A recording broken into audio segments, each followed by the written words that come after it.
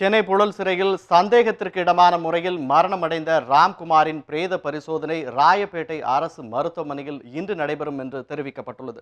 இது குறித்த கூடுதல் விவரங்களை நமது செய்தியாளர் லாவண்யா நடராஜனிடம் கேட்கலாம். லாவண்யா, சொல்லுங்க. ராம்குமாரினுடைய பிரேத பரிசோதனை நடைபெறுவதில் தொடர்ந்து இழுபறி நிலை நீடிக்கிறது. இதற்கான காரணம் என்ன லாவண்யா? ராம்குமாருடைய பிரேத பரிசோதனை நேற்றே நடைபெற வேண்டியதாக இருந்தது. ஆனால் அவருடைய தரப்பு வழக்கறிஞர்கள் தெரிவித்த ஆட்சேபனை காரணமாக இன்று காலை 10 மணி அளவில் ராம்குமாருடைய பிரேத பரிசோதனை தொடங்கும் என்று மருத்துவர்கள் அறிவித்திருந்தார்கள்.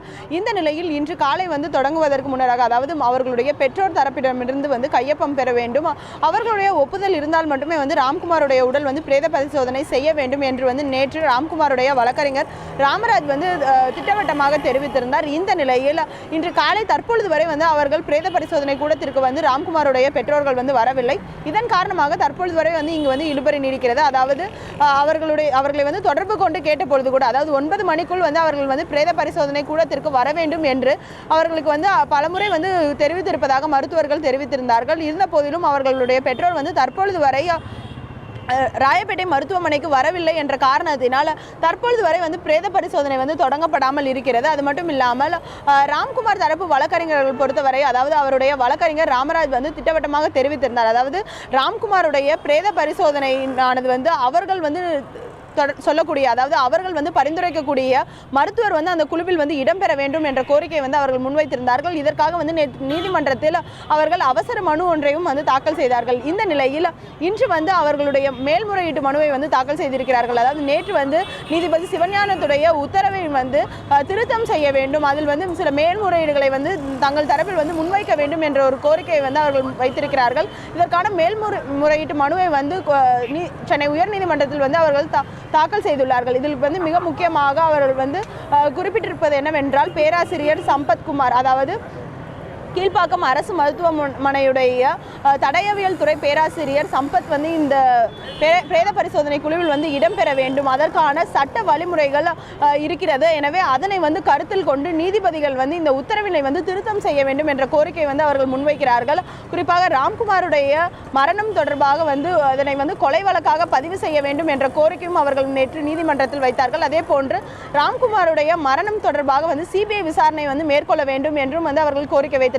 ஆனால் இவை அனைத்துமே அந்த விசாரணைக்கு உட்பட்ட நீதிமன்றத்தில் தான் இதற்கான மனுக்கள் தாக்கல் செய்யப்பட வேண்டும் என்று நீதிபதி இதனை விசாரிக்க மறுத்துவிட்டார். ஆனால் பிரேத பரிசோதனை தொடர்பாக தான் உத்தரவு பிறப்பிப்பதாக பிரேத பரிசோதனை குழுவில் கூடுதலாக பாலசுப்ரமணியம் என்ற பேராசிரியர் இணைத்து அவர்கள் உத்தரவிட்டிருந்தார்கள். இந்த நிலையில் தற்பொழுது வரை ராம்குமாருடைய பெற்றோர்கள் ராயப்பேட்டை அரசு மருத்துவமனைக்கு வராத காரணத்தினால் பிரேத பரிசோதனை தொடங்கப்படாமல் இருக்கிறது. வெங்கட், நிச்சயமாக இதுக்கிடையே ராம்குமாருடைய பெற்றோர் மேல்முறையீடு செய்திருக்கிறதா சொன்னீங்க. தங்கள் தரப்பு பேராசிரியர் சம்பத்குமாரை இணைக்கணும் அப்படின்னு சொல்லி இந்த நீதிமன்ற தீர்ப்புக்கு பிறகுதான் அவர்கள் வருவதற்கான வாய்ப்பு இருக்கா? இல்லை நீங்கள் தொடர்பு கொண்ட போது ராம்குமாருடைய பெற்றோர் என்ன சொன்னாங்க? அவங்க வர தயாராக இருக்கிறார்களா? அது ராம்குமாருடைய பெற்றோரை பொறுத்தவரையில் அவர்கள் ராம்குமார் இறந்த செய்தி கேட்டதிலிருந்தே அவர்கள் சிபிஐ விசாரணை கோர வேண்டும். அதாவது தங்களுடைய மகன் காவல்துறையின் தொடர் துன்புறுத்தல் காரணமாக தான் தற்கொலை செய்து கொண்டார், இவ்வாறான சம்பவம் நடைபெற்று இருக்கிறதுக்கான வாய்ப்புகள் இருக்கிறது. எனவே இவருடைய மரணம் தற்கொலையா கொலையா என்ற ஒரு இறுதி முடிவிற்கே தற்பொழுது வரை ராம்குமாருடைய பெற்றோர்கள் வரவில்லை. திட்டவட்டமாக அவர்கள் தங்களுடைய மகன் தற்கொலை செய்து கொள்ளக்கான வாய்ப்பே இல்லை என்றுதான் அவர்கள் மறுத்து வருகிறார்கள். இந்த நிலையில் சிபிஐ விசாரணை வேண்டும் என்று அவர்களுடைய பெற்றோர்கள் கோரிக்கை வைத்திருந்தார்கள். நாம் தொடர்பு கொண்டு பேசிய பொழுது ராம்குமாருடைய பெற்றோர்கள் தற்பொழுது வரை மருத்துவமனைக்கு கிளம்புவதற்கான அந்த ஒரு ஆயத்தமான மனநிலையில் இல்லை. நீதிமன்றத்தில் ராம்குமாருடைய பிரேத பரிசோதனை தொடர்பாக உத்தரவு வந்த பின் தான் அவர்கள் இங்கு இருக்கக்கூடிய பிரேத பரிசோதனை கூடத்திற்கு வருவதற்கான வாய்ப்புகள் இருப்பதாகவும் அவர்கள் தெரிவித்திருக்கிறார்கள். எனவே இது தொடர்பான மனு தற்பொழுது உயர்நீதிமன்றத்தில் தாக்கல் செய்யப்பட்டிருக்கிறது. இந்த மனு தொடர்பான விசாரணை நடந்த பிறகு அவர்கள் பிரேத பரிசோதனைக்கு ஒத்துழைப்பார்களா என்பது தெரிய வரும்.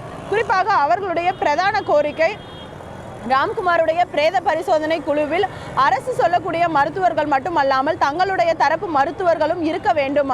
அவ்வாறு இருந்தால் மட்டுமே பிரேத பரிசோதனை நியாயமாக நடைபெறும் என்று அவர்கள் தெரிவித்திருக்கிறார்கள். ஏனென்றால் இந்த ராம்குமாருடைய மரணத்தை பொறுத்தவரையில் காவல்துறையினரின் தொடர் துன்புறுத்தல் காரணமாக தான் ராம்குமார் தற்கொலை செய்து கொண்டாரா அல்லது அவர் அவருடைய மரணத்திற்கான காரணம் காவல்துறையினரின் தொடர் துன்புறுத்தல் என்று அவர்கள் திட்டவட்டமாக தெரிவித்திருக்கிறார்கள். இந்த நிலையில் ராம்குமாருடைய பிரேத பரிசோதனை அவர்களுடைய பெற்றோர்கள் முன்னிலையில் அவர்களுடைய ஒப்புதலுடன் தான் நடைபெறுவதற்கான வாய்ப்புகள் அதிக அளவில் இருக்கிறது. இந்த நிலையில் தற்பொழுது வரை பெற்றோர்கள் அதற்கான ஒப்புதல் வழங்காமல் இருக்கிறார்கள். அவர்களும் தற்பொழுது வரை ராயப்பேட்டை அரசு மருத்துவமனைக்கு வரவில்லை. அவர்களை தொடர்பு கொண்ட போது அவர்கள் தெரிவித்த மிக தெளிவான கருத்துக்கள் என்னவென்றால், ராம்குமாருடைய பிரேத பரிசோதனை தொடர்பாக உயர்நீதிமன்றத்தில் உத்தரவு, அதாவது மேல்முறையீட்டு மனு மீதான உத்தரவு வந்த பிறகே அவர்கள் வருவார்கள் என்று எதிர்பார்க்கப்படுகிறது. வெங்கட்.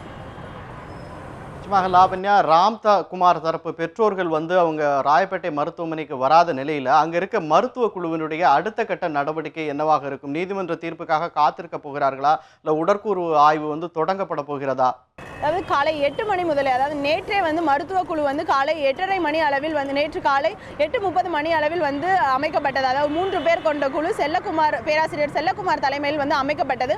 ஆனால் இந்த குழுவில் திருத்தம் நேற்று மதியம் 2:30 மணி அளவில் செய்யப்பட்டது. அதன் பிறகும் மருத்துவ குழு நேற்று மாலை 6 மணி வரை தயார் நிலையில் இருந்தார்கள். ஆனால் நடுவர்மன்ற நீதிபதி தமிழரசி உத்தரவிட்டதன் படியில் தான் இன்று காலை பிரேத பரிசோதனை நடைபெறும் என்று மருத்துவர்கள் தெரிவித்தார்கள். அதன் அடிப்படையில் இன்று காலை 8 மணி முதலே மருத்துவ குழுவினர் தயார் நிலையில் தற்பொழுது வரை இருந்து கொண்டிருக்கிறார்கள். அதாவது மருத்துவ குழுவில் இருக்கக்கூடிய பேராசிரியர் செல்லக்குமார், உதவி பேராசிரியர் வினோத், அதே போன்று உதவி பேராசிரியர் மணிகண்டன் ராஜா, உதவி பேராசிரியர் பாலசுப்ரமணியம் ஆகிய 4 பேரும் காலை 8 மணி முதலே தயார் நிலையில் இருக்கிறார்கள். எனவே தற்பொழுது வரை அவர்கள் நீதிமன்ற உத்தரவிற்காகவும் ராம்குமாருடைய தரப்பு வழக்கறிஞர்கள் மற்றும் அவருடைய பெற்றோர்கள் வருவதற்காக தற்பொழுது வரை அவர்கள் காத்திருக்கிறார்கள். அவர்கள் அதாவது நீதிமன்ற உத்தரவில் ஏதேனும் மாற்றம் இருக்கிறதா என்பதை பார்த்தும், அதே போன்று அவர்களுடைய பெற்றோருடைய ஒப்புதல் கிடைத்த பிறகு ராம்குமாருடைய பிரேத பரிசோதனையானது நடைபெறும். வெங்கட். நிச்சயமாக உங்களுடைய கூடுதல் தகவல்களுக்கு நன்றி லாவண்யா.